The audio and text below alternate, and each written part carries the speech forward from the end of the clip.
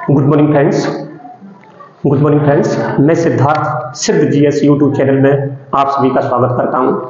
और आज हम एक नए करंट अफेयर्स का सेशन देख रहे हैं जिसमें एसडीजी के बारे में जानेंगे। एसडीजी मतलब सस्टेनेबल डेवलपमेंट गोल्स, हिंदी में इनका अर्थ होता है संधारणीय विकास लक्ष्य।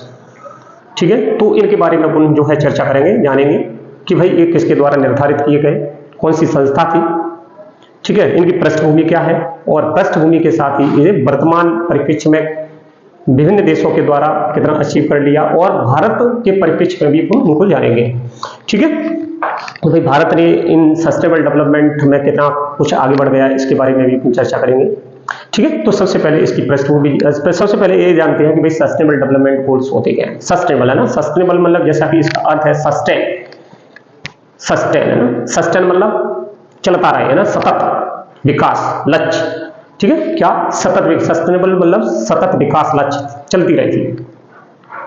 ठीक है, तो इसका वैसे अगर देखें तो सतत विकास क्या मतलब अपन कहें कि भविष्य को ध्यान में रखते हुए अपनी आवश्यकताओं को पूर्ति करना।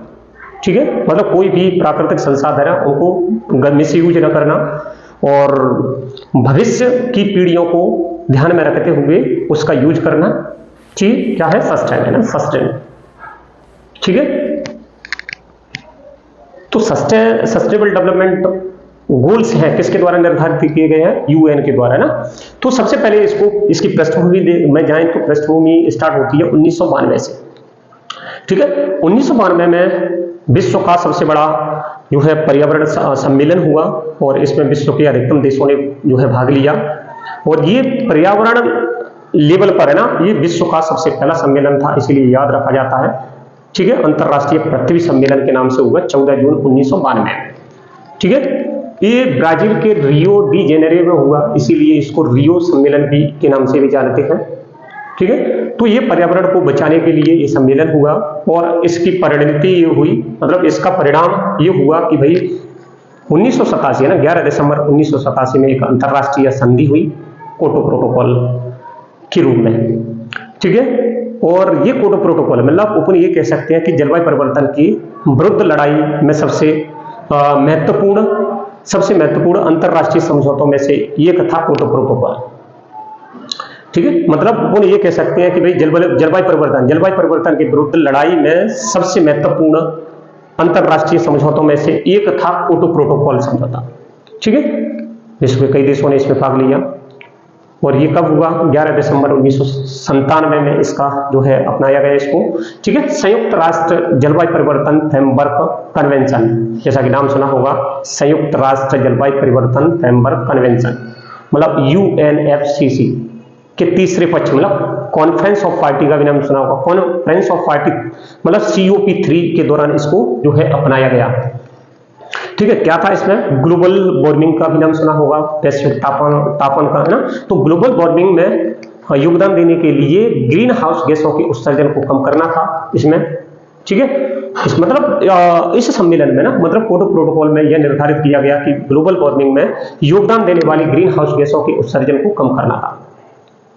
ग्रीन हाउस गैस सबसे ज्यादा देखें तो CO2 है, कार्बन डाइऑक्साइड, और अन्य गैसों में देखें तो CH4 है, जिसे मीथेन बोलते हैं, N2O है, जिसे नाइट्रस ऑक्साइड बोलते हैं, HCFC है, हाइड्रोक्लोरोफ्लोरोकार्बन हो गया, CFC क्लोरोफ्लोरोकार्बन हो गया, और सल्फर हेक्सा क्लोराइड है ना, SF6 हो गया। तो ये क्या है, ये क्या है, ग्रीन हाउस गैसें हैं, और ये मानव द्वारा निर्मित है ना, तो इनको उत्सर्जन को कम करना ही क्या है, इस क्योटो प्रोटोकॉल के माध्यम से निर्धारित किया गया। ठीक है, इसमें शामिल देशों ने मतलब इस समझौते में, मतलब क्योटो प्रोटोकॉल में, मतलब इसमें शामिल देशों ने ग्रीन हाउस गैसों के उत्सर्जन को कम करने के लिए प्रतिबद्धता जताई, और दुनिया के वैज्ञानिकों ने एक मत होकर के मानव निर्मित गैस CO2 के उत्सर्जन को, धरती के तापमान लगातार बढ़ रहा है, इस पर को कम करने के लिए प्रतिबद्धता जताई है ना। ये जो संधि है ना, इस संधि पर कितने 192 देशों ने इस पर जो है हस्ताक्षर किए हैं।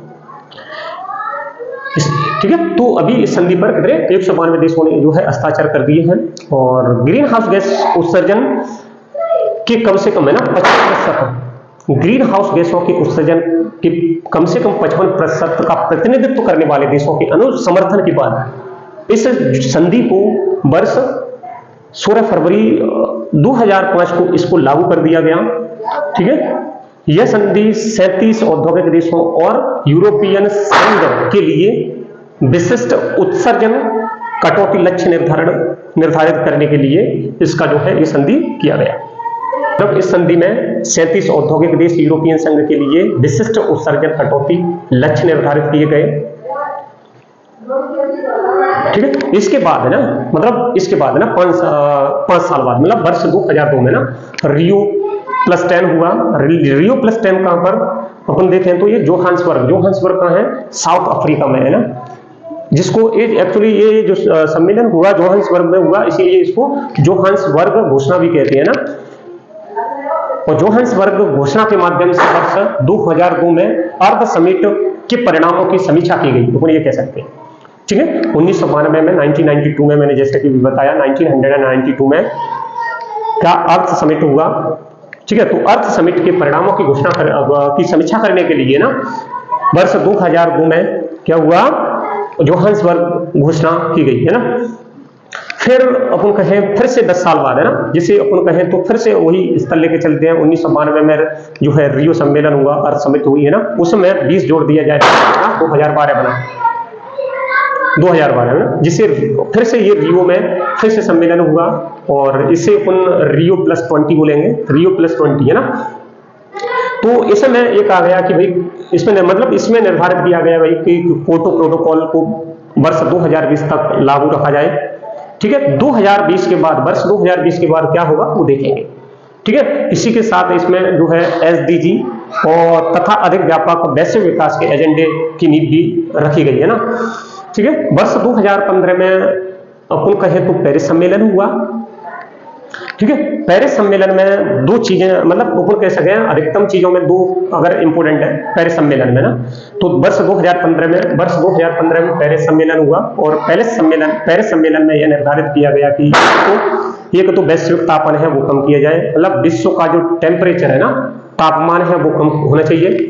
ठीक है, मतलब इसमें ये निर्धारित किया गया कि वैश्विक तापमान है ना, ग्लोबल वार्मिंग है ना, वो कितना होना चाहिए। औद्योगिक क्रांति के समय, यहाँ पर कहें तो औद्योगिक क्रांति के समय जो था उसका 1.5 डिग्री सेल्सियस से 2 डिग्री सेल्सियस तक के स्तर पर उसको रखा जाए। ठीक है, एक निर्धारित ये किया गया। दूसरा इसमें ये भी कहा गया कि भाई जो एसडीजी सस्टेनेबल डेवलपमेंट गोल्स, संधारणीय विकास लक्ष्य जैसी कोई चीज लेकर आना चाहिए। ठीक है, ये निर्धारित किया गया। तब जाकर के यूएन के द्वारा सितंबर 2015 में संयुक्त राष्ट्र सस्टेनेबल डेवलपमेंट सम्मेलन हुआ और इस सम्मेलन में 17 एसडीजी सस्टेनेबल डेवलपमेंट गोल्स और इसके साथ ही 169 एसोसिएटेड टारगेट है ना, विशिष्ट लक्ष्य को अपनाया गया। ठीक है, और इनको जो है 1 जनवरी 2016 में से शुरू कर दिया गया है और ये वर्ष 2030 तक जो है प्राप्त करना है।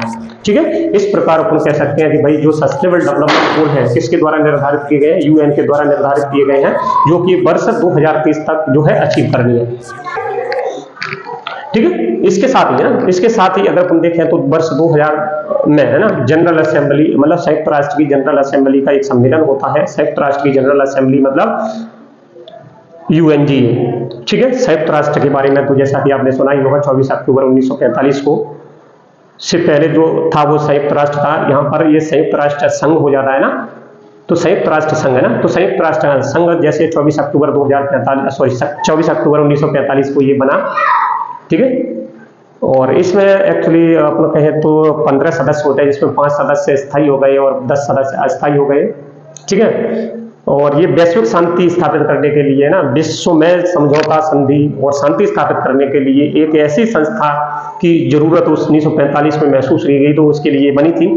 हालांकि वर्तमान में इसकी प्रासंगिकता घटती जा रही है, क्योंकि एक तो ये इस पर जो है, एक तो ये वैश्विक माहौल को देखते हुए अपन देखें तो वैश्विक युद्ध चल रहे हैं, यूक्रेन युद्ध चल रहा है, रूस यूक्रेन युद्ध चल रहा है, उधर देखें तो गाजा में युद्ध चल रहा है, उधर देखें तो फिलिस्तीन है और ये इजराइल है ना, इनमें युद्ध चल रहा है। तो ये यहाँ पर शांति स्थापित करने में जो है नाकाम रही है। तो इसीलिए इसकी वर्तमान में इसका अस्तित्व खत्म होता हुआ नजर आ रहा है। और होता भी क्यों ना, क्योंकि इसमें एक तो यूरोपियन कंट्रीज का जो दबाव है, जिन पर क्या वीटो अधिकार है, मतलब उनका प्रेशर रहता है ज्यादातर, है ना। मतलब अपन कहे तो उनका ही जो है स्थायी सदस्यों में उनकी संख्या ज्यादा होने के कारण उनका भी दबाव रहता है। ठीक है, तो वो एक अलग मैटर है, उसको बाद में अपन फिर कभी चर्चा करेंगे। तो अभी हाल ही में एक्चुअली इन पर देखें तो ये वर्ष 2000 में संयुक्त राष्ट्र की जनरल असेंबली का एक सम्मेलन होता है, और इस सम्मेलन में एक प्रस्ताव पास किया जाता है सहस्त्राब्दी विकास लक्ष्य, जिसे मिलेनियम डेवलपमेंट गोल्स बोलते हैं। तो इसका ये प्रस्ताव एक्चुअली पास किया जाता है, प्रस्तावित किया जाता है, और इसमें 8 लक्ष्य 18 एसोसिएटेड टारगेट निर्धारित किए जाते हैं।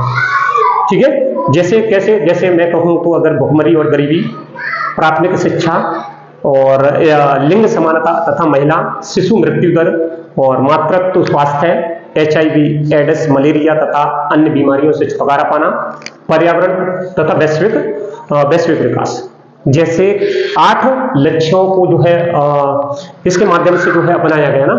ठीक है, सहस्त्राब्दी विकास लक्ष्य के माध्यम से, प्रस्ताव के माध्यम से इनको जो है निर्धारित किया गया।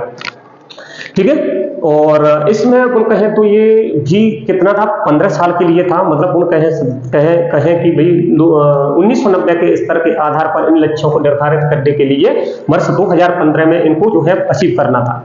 ठीक है, तो 2015 के बाद अपन पर वैश्विक लक्ष्यों में कुछ भी नहीं था, इसीलिए एक तो सस्टेनेबल डेवलपमेंट जैसी धारणा या अवधारणा जो है आई।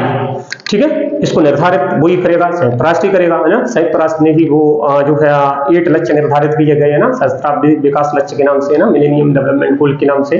जब वो उसमें देखें तो उसमें अधिकतम देशों ने जो है अचीव कर भी लिए। जैसे भारत के बारे में अगर हम देखें तो भारत ने गरीबी हो गई, सार्वजनिक शिक्षा हो गई, शिशु मृत्यु दर हो गया, ऐसे मानक वर्ष 2015 में प्राप्त भी कर लिए, जबकि अन्य लक्ष्यों में भारत अभी पीछे ही रहा है। ठीक है, तो ये जब अचीव कर लिए तो भारत और अन्य देशों के पास कोई लक्ष्य नहीं थे, इसीलिए ऐसे जो है कॉन्सेप्ट आया। ठीक है, तो ये धारणीय विकास की जो है अपन कहें तो धारणीय विकास का जो है ये शब्द है, ये कहां से आया ना। तो अपन कहें तो 1987 में ना, सॉरी 1987 में ना, 1987 में ना, पर्यावरण और विकास पर सुझाव देने के लिए एक आयोग बनाया गया। ठीक है, ब्रेटलैंड आयोग, है ना। ब्रेटलैंड आयोग मतलब ब्रेटलैंड कमीशन, है ना। इसने सबसे पहले धारणीय विकास जो शब्द है उसको अपनी रिपोर्ट में जो है परिभाषित किया। ठीक है, धारणीय विकास मतलब सस्टेनेबल डेवलपमेंट जो शब्द है उसको अपनी रिपोर्ट में परिभाषित किया। ठीक है, क्या है इसमें, मतलब अपन कहें तो जिसमें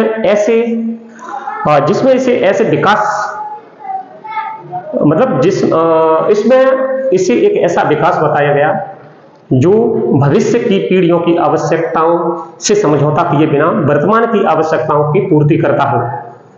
ठीक है, मतलब हम ये कह सकते हैं कि भाई जो भविष्य की पीढ़ियों की आवश्यकताओं को ध्यान में रखते हुए, है ना, मतलब वर्तमान की पीढ़ियों की आवश्यकताओं की पूर्ति करने के लिए ये जो शब्द है वो ब्रेटलैंड कमीशन की रिपोर्ट में जो है निर्धारित किया गया।